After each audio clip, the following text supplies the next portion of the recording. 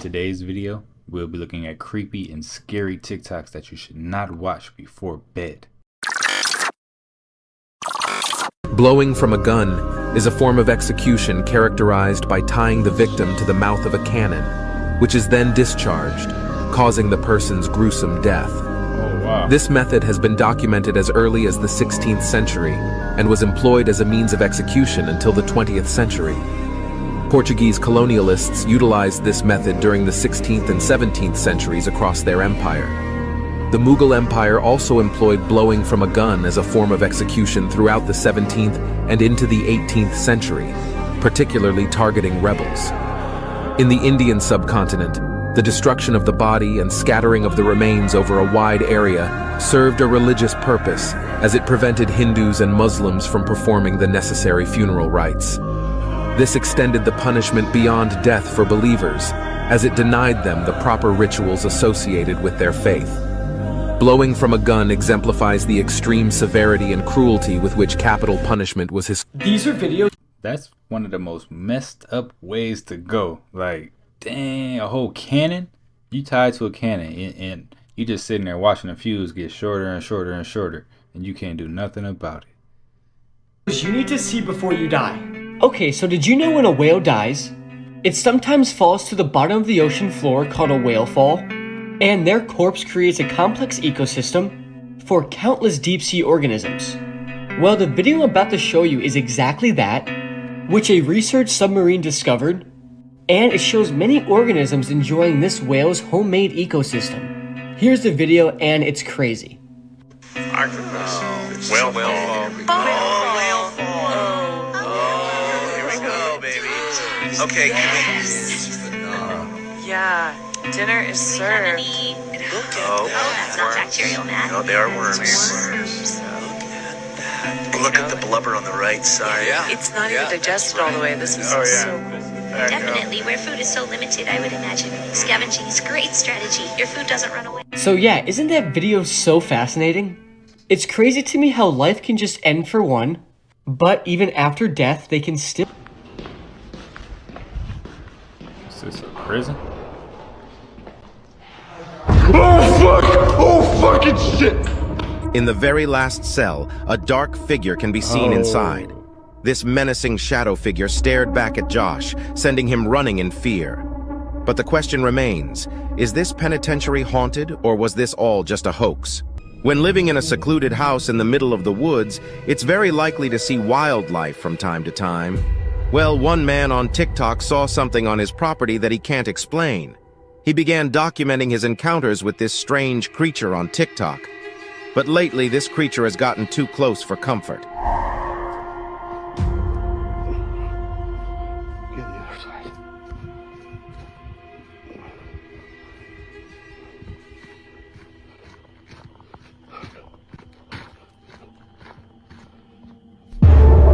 Oh damn! Oh, snap, right on top of the Holy roof. shit! All right. Some bitch just went on the other side of the house. After hearing a noise on his roof, he discovered the creature was now on top of his house. This eerie, glowing-eyed being stared down at him before quickly ducking out of view. This bizarre creature doesn't appear to be an animal, but if it's not... New horror movies that are actually good, Part 64. Malam, this film is extremely demonic, creepy, and very confusing. If you get anxiety from these types of films, then do not watch it. Alright, so if you guys didn't know, on August 18th, we are getting a Dead by Daylight inspired Texas Chainsaw Massacre video game. In this game, you're either able to take on the roles of one of the Slaughter family members, or you're able to take on the roles of one of their victims. Now, this game is pretty much like the original movie from 1974. If you're one of the Slaughter family members, you gotta try to snatch up everybody and kill them, or if you're one of the victims, you gotta try to stay out of the family member's reach. If you decide to play as one of the Slaughter family members, you're gonna either be Leatherface, Johnny, Cook, Sissy, or the Hitchhiker. Now, I don't know about you guys, but 9 times out of 10, if I'm a fucking Slaughter family member, I'm gonna be Leatherface, okay? There's no ifs, ands, or buts about it. Now, say Texas Chainsaw Massacre isn't your cup of tea. Say you don't want to play that. You want to play something similar to Friday the 13th, but not that. I got you, because sometime this year, I don't know when, but sometime this year, we're supposed to be getting a Killer Clowns from Outer Space video game. You can either play as one of the clowns and use a fucking popcorn bazooka, or a cotton candy gun, or you can be one of the victims and get killed by a popcorn bazooka or a candy gun. Either way, both games, they look like they're gonna be fucking bangers, and as a horror movie fan myself, listen, I found... Hey, I might have to play that Texas Chainsaw Massacre game. That one looked pretty good, man. Even that clowns one. I'm not really scared of clowns. I know a lot of people are scared of clowns, but it looked pretty fun. So I'm gonna get my gaming set up, y'all, and we'll be having some horror games pretty soon. The most peaceful spider. Wait, so you're no longer an arachnophobia? No, for real, look at it. When it loses an arm, it grows back 2, which means over its life, it can grow up to 200 arms. It's called a feather star. Bro, that thing looks nasty. Does it bite? So, it does have a mouth located on the upper part of its body, and it uses its feathery arms to catch particles to feed itself. Most people think it's venomous because of its appearance, but they're actually gentle and help clean the ecosystem. That's either an alien or an entity from the background. Normal-looking photos that have a disturbing backstory. Ronaldo Doxa, a politician in the Philippines, took a picture of his family right before he was assassinated on New Year's Day in 2011. The man in the back shot him twice while his family was forced to watch. The man holding the puppy is Yukio Araki, a kamikaze pilot who just one day later would crash into the USS Brian, killing 66 of the crew members and taking his own life. Yukio was only 17 years old, knowing completely well that he'd be going to his death the next day. The smiling man in this photo is Nazi Joseph Goebbels, who is in a 1933 League of Nations meeting, and in the next photo, his expression completely changes. His expression changes from cheerful to hatred because someone told him that the photographer was of Jewish descent. This seemingly normal photo shows 3 men in judo attire. The man on the right, however, is Osama bin Laden, the terrorist responsible for the 9/11 attacks on New York City. That's Osama? The girl wearing the veil is Elizabeth Smart, who was kidnapped for 9 months by the man on the far right. This photo was taken at a party the kidnapper crashed with Elizabeth, and she was forced to wear this veil at all times to keep her from being recognized in public. The term 4 horses, or disruption, involves using 4 horses to pull a person's arms and legs in opposite directions. Yo, they had something like this in Narcos. I think it was like the 3rd season or something like that, man. And they was tying these dudes to like motorcycles. Just like that, stretched out. Man, I would hate to, be in any of these torturous situations. Resulting in their limbs being torn off. During the Renaissance and early modern period, regicide, the killing of a monarch, was considered one of the most heinous crimes. The 4 horses was reserved for this crime. Francois Ravaillac saw himself as a divine instrument and believed that by killing King Henry IV, he was fulfilling a divine mission to save France from heresy. However, his act of regicide was widely condemned, and he was subjected to a gruesome execution. Before being drawn and quartered, he was scalded with burning sulfur, molten lead and boiling oil and resin, and his flesh was torn by pincers. Finally, he was tied to horses and dismembered. Similarly, Mikhail Piekarski's attempt to assassinate King Sigismund III of Poland was motivated by religious and political reasons. His failed attempt to kill the king resulted in his conviction for attempted regicide, and he was sentenced to a brutal execution. His body was slowly torn apart with heated ply. If you've seen the movie Hell House LLC, then you'll recognize this building. This is the real Hell House. It's a real haunted house attraction, and it's really supposed to be haunted. We spent the night in this building alone, and the video's gonna be on my YouTube. Hello. I ordered a can of Sprite from the dark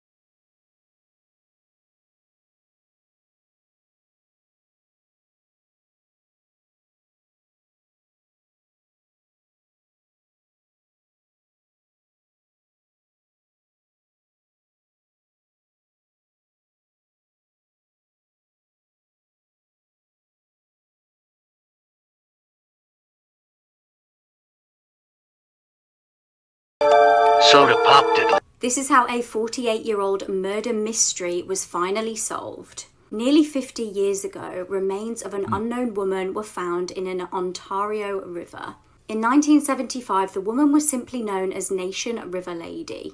Not only was her true identity finally revealed, but the man who we believe is responsible has been arrested. Jewel Langford was 48 years old when she passed away. A DNA profile of her was eventually used to try and find family matches. Luckily, scientists were able to find 2 DNA matches.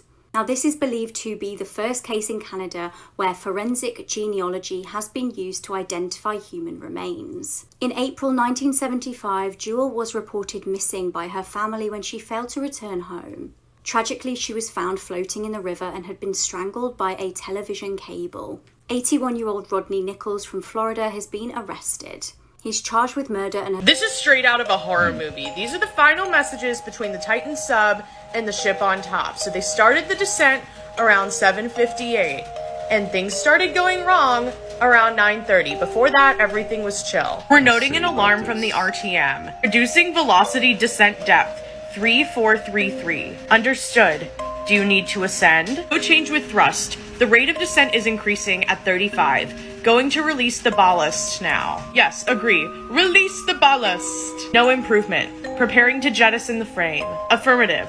Update when able. RTM indicator status? Frame jettison, multiple attempts needed, but starting the ascent now. Multiple attempts? What is your status? RTM indicators? Depth? 1 minute later. Update please when able. Crackling sound at AFT. Can you identify the source? RTM indicator status? Negative. RTM status? Trying to run diagnostics. Ascending now, but very slow. Sounds have subsided. Global RTM alert active, all red. Understood. Any codes? Depth? Ascent rate? Update when able, please. Slow ascent in progress. Quarter predicted. Unclear why rate is so small. No indicator. At 3476. We are talking it over with the engineer. Stand by. Depth and status, please. What's the wattage on upwards thrust? Reading red on the A power bus. I switch to B. At 3457 meters. More sounds AFT. Okay, now here's where they lose signal. Understood. Continue ascent. Talking to Carlos about power situation right now. Activating recovery procedures. Carlos is requesting wattage output from bus B. Status update, please. Velocity of ascent. We're not receiving you. Update, please. Status and depth report. We need you to respond with the status and depth. Carlos is requesting wattage update on thrusters. We are unable to read you. We are moving to recovery coordinates. Report if you read. Please respond if you're able. Literally terrifying. I can't imagine. Like, that's so scary. Also, my old Instagram was hacked and sold to a magazine company, so this is my new one. I gave AIDS and hepatitis B to all my patients because I did not clean my equipment. I'm Scott Harrington, an experienced and renowned dentist. Throughout my career, I've treated thousands of patients and gained expertise in the field of dentistry. However, in 2013, my professional life took a devastating turn. Health authorities inspected my dental practice after a patient was diagnosed with hepatitis C. Shockingly, their investigation revealed multiple violations of hygiene and infection control standards within my office. I was accused of endangering the health of my patients by using unsterilized instruments, performing unsafe procedures, and employing staff who lacked proper training in hygiene practices. Consequently, thousands of patients were urged to undergo screenings for hepatitis B, hepatitis C, and HIV. This scandal led to the temporary suspension of my dental license and a lawsuit for medical negligence. I was profoundly disturbed and taken aback by these allegations, as I never intended to cause harm to my patients. After a lengthy legal battle, I eventually managed to regain my dental license and reopen my practice. If you're in need of dental care, don't hesitate to visit me. I'm here to help with all your oral health needs. One of you guys sent me a very scary Ouija board story, and I am so excited to share it. So the story comes from a follower by the name of Taylor, and it occurred when they were 12 to 13 years old. So when Taylor was around 12 to 13, they and their mom moved into their grandparents' house when their parents split. Pretty soon after they moved in, some weird things started happening in the house. Weird things such as hearing movement in the kitchen, walking by and no one being in there but all of the cabinets being open. Taylor eventually went to their grandma and was like, stuff is happening in your house. Are you experiencing this too? Taylor's grandma then explained that long ago someone in their family had played a Ouija board and did not properly say goodbye, or say goodbye at all. And ever since then, that house has been extremely haunted because they didn't close that portal. 5 months go by and things are getting increasingly worse for Taylor. They were having nightmares so dark that when they shared it with their mom, the mom considered taking them to the hospital. They would see shadow figures running around from room to room that would look like people, would look like dogs, would look like birds. They considered moving at one point because things just got so bad. But here's when things got the worst. So Taylor was sitting in bed with the lights off and looks in the corner and notices a shadowy figure standing there staring. Taylor described the feeling that she got from this thing as anything but human. Taylor started to pray and hope that it would go away, but instead it charged and then quickly disappeared mid-charge. The next morning, Taylor would find 3 scratches down her arm that were not there before. After that, they decided to have a medium come and look at the house, bless it, and just try to help things out. The medium informed them that there were portals opened by the Ouija board that would never ever close completely. Never. The medium was also able to tell Taylor the exact experience that they had had in their bedroom where the shadow was staring at them without being told at all. The medium said that it was an attachment to Taylor and helped get rid of it. The hauntings are still going on. They have the house cleansed and blessed, but it always comes back. And that was the end of the story. That is terrifying. I'm telling y'all, I know I'm never gonna tell anyone to never use a Ouija board, but I cannot stress. I'm gonna tell you, don't use a Ouija board. Man, what? I ain't messing with no Ouija boards, and y'all shouldn't either. Mom checks her son's cell phone and finds this.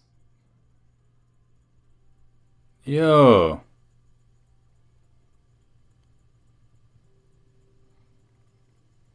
Baba Yaga is a supernatural creature from Slavic folklore. Was that Baba Yaga? She is typically depicted as an old, ugly witch with iron teeth and a long, hooked nose who lives in a hut deep in the forest. Baba Yaga is a complex character, sometimes benevolent and sometimes malevolent. Her stories have been passed down through generations and have evolved over time. The first written account of Baba Yaga appears in the 18th century in the collection of folk tales compiled by the Russian writer Afanasyev. However, Baba Yaga is believed to have existed in Slavic mythology long before this. Baba Yaga is often associated with the natural world and is said to have control over the elements. She is also associated with death and the afterlife. In some stories, Baba Yaga is a guardian of the forest who helps those who show her respect and wisdom. In other stories, she is a dangerous and malevolent creature who lures people to her hut to eat them. One of the most famous stories featuring Baba Yaga is the Russian fairy tale, Vasilisa the Beautiful. In this story, Vasilisa is sent to Baba Yaga's hut to get fire for her stepmother. Baba Yaga gives Vasilisa impossible tasks to complete, but ultimately helps her and gives her a magical doll to help her on her journey.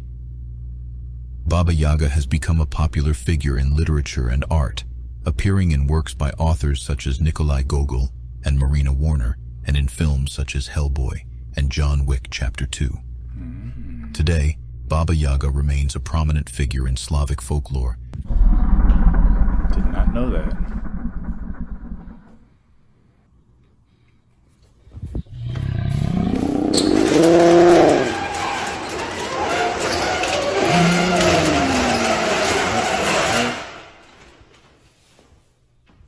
These are videos humans were never meant to see. Okay, so we all remember this viral video of a girl on a plane, completely freaking out saying she wants to get off because the person she just saw wasn't human. But what if I told you some guy just did the same exact thing a couple days ago? Just watch this video and let's talk about it.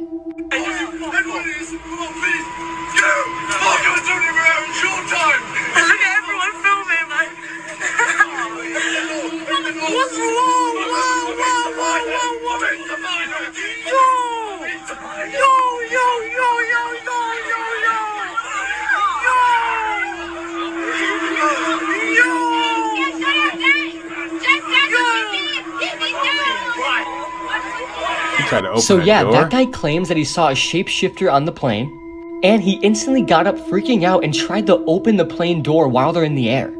This video is absolutely insane, and what's going on recently with all these videos of people on planes seeing shapeshifters and things that all of the main... Yo, truly, what is up with that, right? Everyone's seeing these same people on a plane. It makes me not even want to fly on the plane. This dude was finna open the door mid-flight. I would have tackled him too, not gonna lie. Hey, you gotta come to the ground, G. I don't know what you seen, but we finna wait until we land this plane first.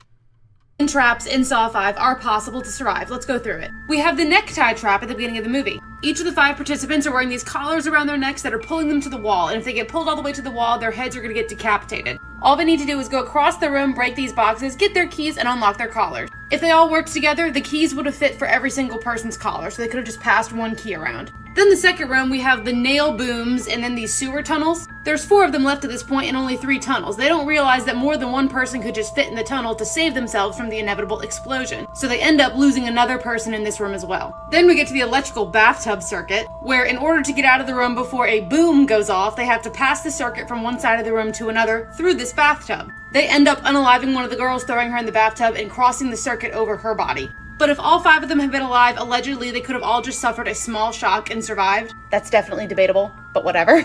And then finally, the 10 pints of sacrifice. If they had 5 people giving up 10 pints... The mancuerda involved tightly winding a cord around the arms of the victim. The executioner would then apply pressure either by throwing his entire weight backward or by utilizing a lever, thereby exacerbating the agony inflicted.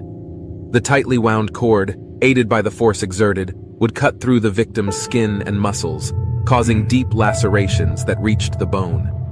The excruciating pain was further intensified due to the stretching of the victim's body, reminiscent of a rack, and the use of a belt or girdle attached to their waist.